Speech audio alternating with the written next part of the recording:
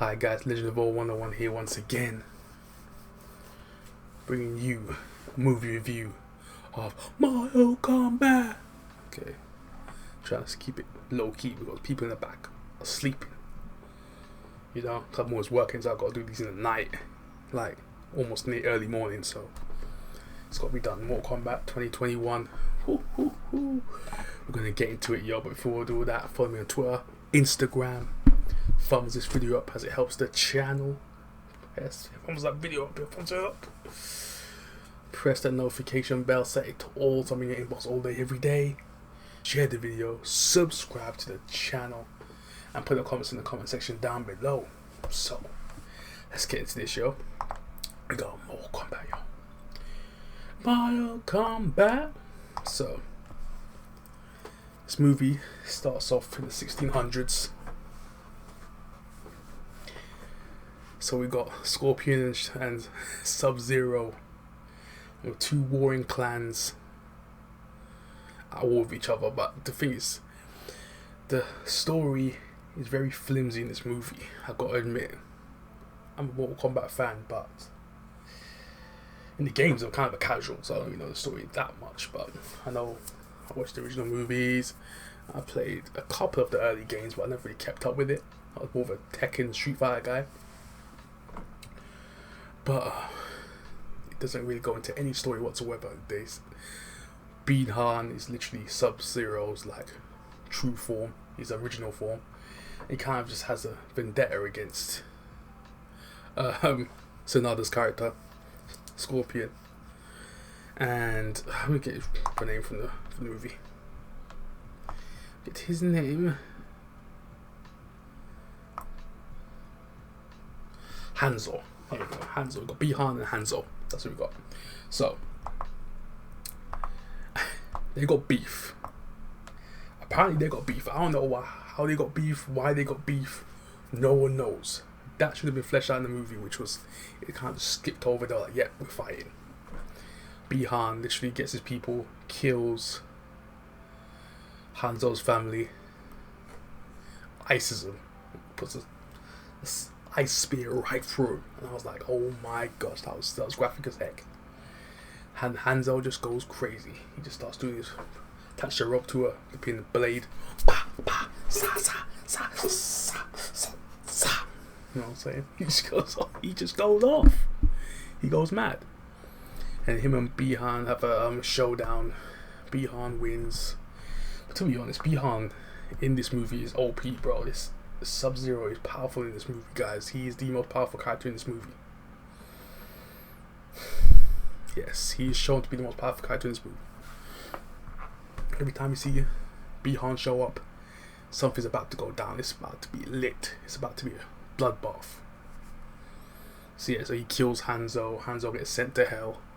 I don't know if it was a pact. It's not really clear about what happens to Hanzo, why Hanzo goes to hell. Did he make a pact? You know what I'm saying? Did he do stuff in his past life that made him go to hell? No one knows. It's never explained in the movie, which is a problem. Bihan's beef, Hanzo's beef, why he goes to hell, why has Bihan got powers? No one knows. So yeah, that's kind of a negative in that respect. But the fight scene between these two, the cinematography is amazing in this first part of the movie. It's so good. And then it just, the Earth Realm element kind of just kills the movie after that. I mean, you follow Lewis Tan. So when it hits Lewis Tan's character, I was like, I'm out. Lewis Tan, bro, I don't know if he's got bad luck. Cole Young, he's the main character that we follow throughout the movie. He's like the main character. But I don't know if Lewis Tan's got bad luck or it's just his acting is just so wooden in his movies. I don't know, or in his TV shows that he's in. I don't get it. Into the Badlands, he was trash in that. So wooden. This guy can't talk to save his life. This guy's fighting was subpar. His talking was subpar. His acting was subpar. Iron Fist, I was saying he's the best thing in that, but at the same time I'm thinking to myself, he was the best out of a bad bunch. And he wasn't even technically the best. But like the female character in Iron Fist, she was the best character in it. But yeah, Lewis Tan the ways. I've got to see more of Lewis Tan stuff to actually. The stuff I've seen him in, he's horrible. They made this guy the main character of Mortal Kombat. Oh my! They took out Johnny Cage to put him in. Mistake. That's what I'm gonna say. Mistake number one on Mortal Kombat's part. Mistake number one, putting Cole Young in place of Johnny Cage. I know it's gonna come in part 2 if it gets made. I think this is making decent money right now. But yeah, replacing Johnny Cage with Cole Young, big mistake. So yeah, Lewis Tan's character, horrible. Brought the movie down. It was just weak. But yeah, because we kind of get an intro to his character. He's a mixed martial artist, cage fighter, and he's shown losing a match, tapping out, which is a bad look from the start. And I was like, they got this guy in the back foot already. This guy's quitting matches. This guy's out here. This guy's a spent force. My gosh, this guy's supposed to be one of the best warriors on the planet. This guy is a chosen one. Chosen why? Why this guy get chosen? This guy's getting chosen out of flipping because he's the bloodline of Hanzo. The Ryu clan. He's a member of the Ryu clan, yeah, and part of Scorpion's clan. And he got chosen because his family were chosen. His fight skills are subpar in this movie. My gosh. Yeah, he's got a family, he's got a wife and kid. Sub-Zero rocks up because Shang Tsung in this movie. Shang Tsung, he could have been decent, but he was not used very well in this movie. He was used much better in the original Mortal Kombat movie, where he's literally going around recruiting people for the tournament. I know this is set before that, but at the same time, he's going around. It made sense what Shang Tsung was doing. He's kind of a shadow figure. You never knew who the heck he was. But in this movie, they automatically expect for people to know who these characters are, and it's not. That shouldn't be the case. It's like Shang Tsung say, okay, so why is he here? Who is he? Baihan's here. What the heck is he doing? Why is all of a sudden he's got a Sub-Zero suit on? What the heck is he? How did he transform to this? First was Baihan, then he was Sub-Zero. What the heck? But yeah, things just happened in this movie. So yeah, so after that, yes, Sub-Zero rocks up, comes to our world, our Earth, and literally just causes havoc. This great effects story is like comes up, you see snow beams. I love the way he moves with the mist, like moves through the mist, like it's cool. Sub-Zero's effects are cool in this movie. Don't get me wrong, Sub-Zero is awesome in this movie. Some cool spots, and Jax is tracking Cole Young's character to recruit him for the tournament because he's basically just going around collecting people. He squares off with Sub-Zero, Jax. Jimmy Olsen squares off with Jax. I'll say Jimmy Olsen because he was in Supergirl. He was Jimmy Olsen in it. So Jax was going head up with Sub-Zero. That was a good little fight. I like the way it went because Baihan just went in on him. Jax had no chance. Arms were ripped off. Pah! Frozen. He just throws this guy off a ledge somewhere. Just throws him off. Bah! Hits his head. Bah! Head out. Head bleeding. Arms gone. Out. So then Cole Young, he finds Sonya Blade, character called Sonya. She was okay in the movie. She wasn't one of my favourite characters, but she was okay in the movie. She ties up Kano, one of my favourites on the movie. Kano is an amazing character. This guy's swearing too damn much, but he was a great character, and I'm not a fan of swearing like all different reasons. Like, oh my gosh, this guy was swearing like Tommy and flipping Power, bro. Hey Tommy, what the F you want? I'm like, nah, I can't be swearing way too much, but hey, R-rated, I guess they can do what they want. So I was fine with it because he was a funny guy. I was fine with all that. I swear, I was like, whatever, bro. Do you do, bro? Okay, he's one of my favorite characters. Him and his mum. Was his mum or his grandma? Yeah, it was his mum. Him finding a plane for them to, because he kills Reptile because of flipping. Was it Reptile or comedian? It was Reptile, wasn't it? Yeah, it's Reptile. Kills him after a little fight happens at Sonya's house. Because apparently Kano killed one of the chosen, and apparently he's got the mark now, so that's how it works. So that was a problem I had in this movie as well. If you kill someone, you bear the mark, so you can kill the person who had the mark before, and then you can get the mark. That's what I got from it. Tell me if I'm wrong in the comment section down below. But I got it as if you can literally just kill someone, you become a chosen one. That's what I got from it, bro. So people are not technically chosen. You can take their blessing. You can take it from them. So I was like, okay. So anybody could be chosen. So it's not really a chosen thing, is it? It's kind of random. So basically the survival of the fittest. So you can find this chosen one, kill him, take his spot, and then you're in. That's basically what I saw. So I was like, damn, that's so just flimsy, that's weak. But yeah, let's continue with the story. Yeah, Kano is obviously the character that's rubbing Sonya and basically the whole cast the wrong way in the movie, which I love. Because he goes to the temple, we've got Liu Kang, Kung Lao at the temple. They rebuild Jax. He puts some little mini arms on him. He's like, trying to hit his boxing bag. He can't do it. And then later on down the line, obviously Jax gets his power, because this movie is talking about people gaining their power through chi. You know what I'm saying? Well, they unlock it through a certain amount of rage or what triggers them, and they get their special power. Kano gets his eye beam from Kung Lao and Liu Kang dissing him. Beams the whole place. It was crazy. I loved it. It was epic reveal. Cole Young with his trash shelf gets his power later on when he fights Goro, because Goro rocks up to his house to find him. So yes, he gets this kind of golden metallic armor on, which was flipping. It looked good, but then the rest I was like, where the hell's the rest of it? It's like, it was just stopped here. I was like, what, doesn't he get a flipping head plate as well to protect his face? But yeah, that was weak, that part of it.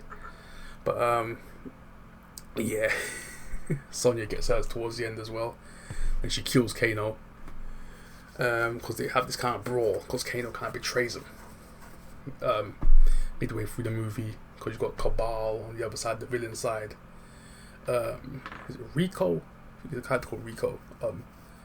Yeah, I think it's Rico. Yeah, it's Rico, because you can see the villains. All the villains inside with Shang Tsung's gonna attack them before they do the tournament, so you can kind of get a heads up, kind of wipe them out before the tournament even starts. Yes, because Shang Tsung had, who do you have? We had Melina, the sharp teeth. Cabal, I said before. Goro, Rico, yeah, and Natara, which is like the Dracula character. She's like a character in the movie. But yeah, Liu Kang, Cole Young's family, they were in the way. I was like, his character and his whole family are in the way. They just shoehorned him with the Scorpion. Apparently he's a descendant of Hanzo. Because there's another character, Lord Raiden. He took Hanzo's daughter. Took her. He must have placed her in our world. And then they had kids. Then he gets the Louis Tan's character Cole Young, so he's a descendant down the line. 16th century Hanzo. And yeah, Goro dies at some point, kills him. I'm like, let's kill off Goro like that. Goro's death was weak. But yeah, Goro's one of the main characters in Mortal Kombat lore. And he's a champion of how many Mortal Kombats apparently in the lore. But he's won a lot of them. And he's like literally Supposed to be one of Shang Tsung's best guys, and he just gets taken out by Ko Young like it was nothing. When he gets the army, it was a wrap. I was like, what? But anyways, at least Johnny Cage in the original movie, he tricked him. He kicked him off a cliff. He tricked this guy because he knows he couldn't beat him. Goro was supposed to be this unstoppable monster, bro. Powers or no powers. Johnny Cage has to low blow this man and literally run away and hide around that cliff and then drop kick him off the flipping building, off a flipping cliff. He literally had to trick this man because you can't beat Goro head up. It ain't happening. So yeah, even that put respect on. And Johnny Cage is supposed to be a jokey character, and he put respect on more respect on Goro's name than this movie did. But yeah, Goro dies. There's little mini fights happening throughout this part as well. Liu Kang was fighting Cabal. He takes out Cabal with a massive fire dragon. The Cabal's speed was amazing. Cabal was sick. He did like a little pact with Kano, because Kano double crosses Raiden. Yeah, Raiden was trash in this movie. Raiden was garbage. He didn't do anything in this movie. Raiden took a massive L in this movie. But yeah. So Kano, Sonya kills him. Gets a wristband power. Bam! Pink beams. Kung Lao kills Nataro. I'm like, yo, got the little Mortal Kombat fatality. Spinning hat on the floor. Bah, grinds her in half. Dead. But Kung Lao, to my dismay, to my much sadness, Shang Tsung stole Kung Lao's soul.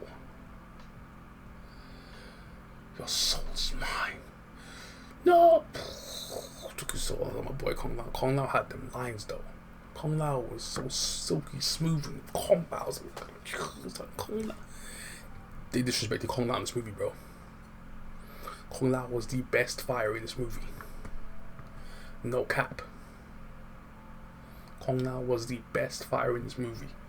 They did away with him like he was a piece of trash. Liu Kang, garbage in this movie. I was like, this guy's tiny, bro. This guy's small. He took off his shirt and I was like, okay, for sure. He's a little bit bigger, but at the same time, this guy was too small, bro. This guy's fighting skills were trash in this movie. They even tried to do the Mortal Kombat, the little feet. The original Mortal Kombat did that so well with Robin Shoe, that kick. It looks so sick. He's even just that ba ba ba ba ba ba ba. Everything in the original movie just felt real, dynamic. This one, it just felt throat. The martial arts in the movie felt very throwaway. Nothing felt authentic in my eyes. Just felt just felt simple. Nothing was very dynamic. Everything was just simple. There's nothing great about it. Nothing artistic about the fight scenes in this movie. Can't just say, yeah, I just little fight scene. That's it. Da da da da da da. Done. That's what it felt like. It felt very routine. You know what I'm saying? But yeah. Kung Lao dies. Yeah, so we get to the end fight scene. Sub-Zero. There was some good stuff in this movie because, as I said before, the first part of this movie was awesome. Kano was amazing for this whole film. Kano was awesome. And Cabal could come out. Kung Lao, my boy. There's some good stuff, man. There's some good stuff in this movie, but the plot was horrible and the way the fight scenes were terrible. But the editing was all over the place. The editing was awful. Whoever edited this movie just there's like 2 movies going on right now. But yeah, Sub-Zero gets double teamed by Scorpion. He literally comes out of hell by way of a special blade. Yeah, special blade, and Cole Young and him tag up on Sub-Zero, take him out. Hanzo with the fire breath burn him to death as they tag teamed him. For some reason I thought I was kind of happy, bro. I was kind of rooting for Sub-Zero to kill his family, bro. I was like, bro, take this guy's family. I want this guy to show some true grit, some actual passion in his fighting, bro. This guy was out here just trying to free his family out of the ice because Sub-Zero iced Cole Young's family. And Hanzo came back. That's the fight like it was in the trailer. That little fight, Sub-Zero, Scorpion. Wasn't very good. It wasn't very good at all. I thought the fight seemed to be much better than what they did. It's kind of like a rehash for their first fight in the first part of the movie. It was basically a rehash with a few combinations, with a few like supernatural elements here and there.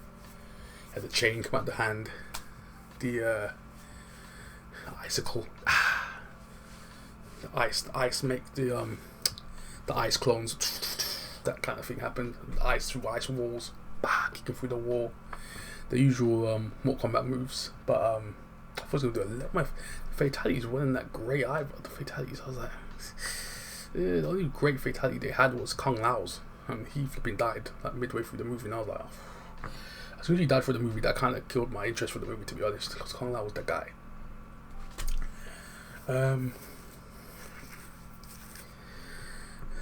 But yeah, there was fighting in an MMA cage. Apparently, it was nice MMA cage. So they take him out.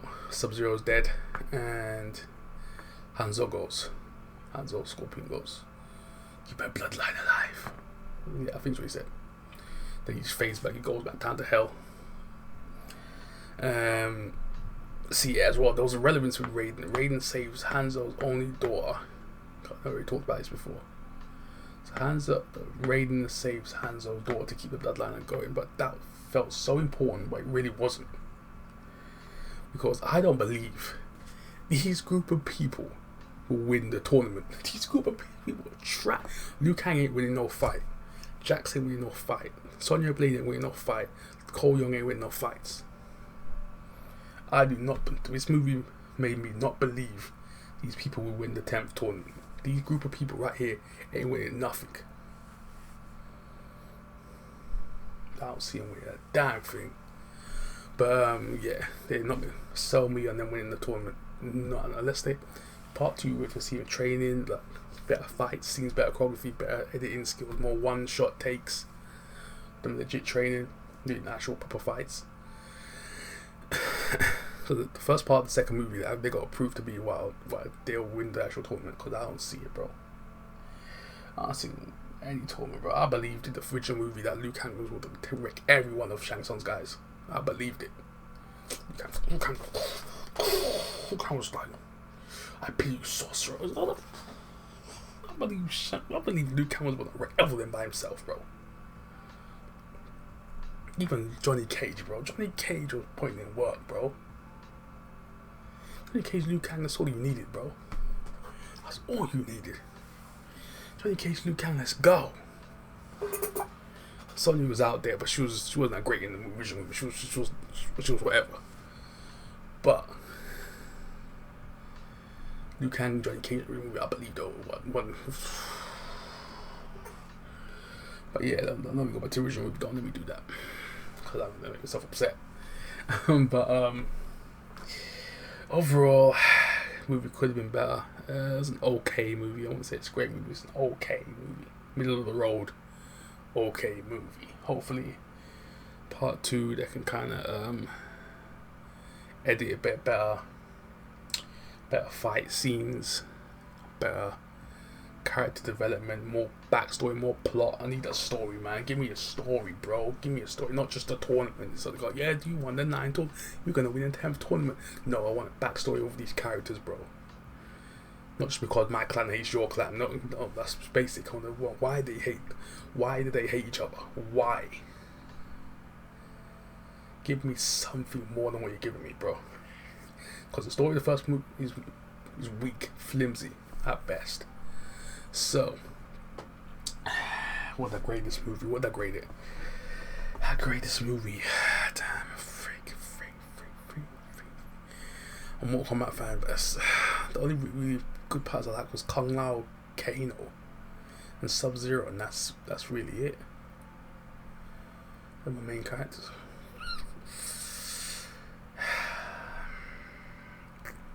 They killed off Kung Lao halfway through this damn movie. I didn't see enough of flipping Scorpion, so that got on my nerves. To see flipping Cole Young's face throughout the whole flipping movie and his stupid family.